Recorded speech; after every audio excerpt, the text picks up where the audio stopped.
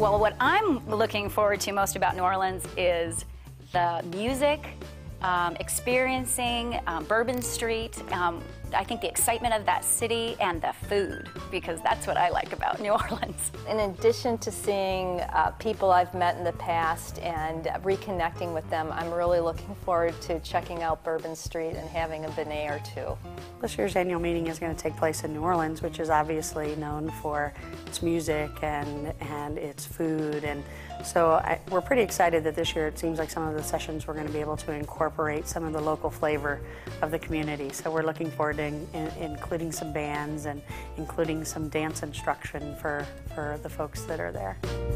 The NHF annual meeting is one of the largest meetings that brings together consumers, providers, representatives from pharmaceutical companies as well as home care companies, all together in one place each year. And it's important for you to come to experience the breadth of information that's being provided, as well as to connect with all the other families that have been affected by hemophilia, as well as other bleeding disorders.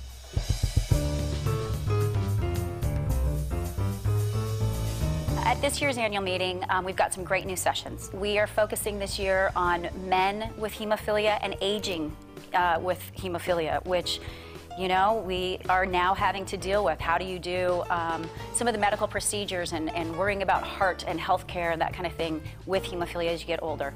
We're also doing some sessions for the young adults, when and how to disclose in a relationship that you have hemophilia, when and how to disclose that in a workplace environment.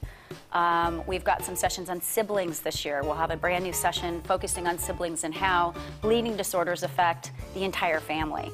We have a session this year focusing on guilt and how to better deal with that in your family and not to let it take over everything that you do. In particular, I'm looking forward to the programs that have to do with women and bleeding disorders. We have 4 new sessions this year that one of them is called Ask the Experts. We're doing one on intimacy. Women with bleeding disorders is a key issue for the National Hemophilia Foundation. We're looking forward to bringing these educational programs to women who have bleeding disorders.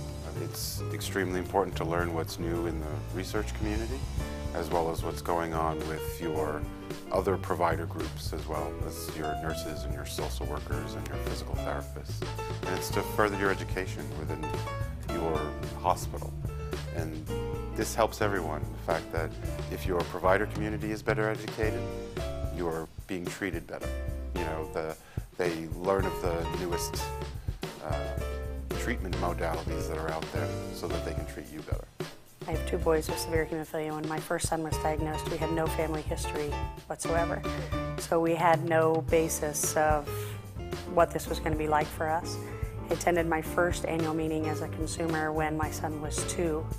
And I know that I was very frightened with the diagnosis, and I came away from that meeting with a feeling that he was going to have a good life. He was going to be able to do the things that he wants to do and accomplish the things he wants to do, and that there were a lot of people out there, a lot of resources out there for me to turn to when we did encounter questions or problems. My oldest son is 20 years old. I think I've missed 2 annual meetings in that 20 years.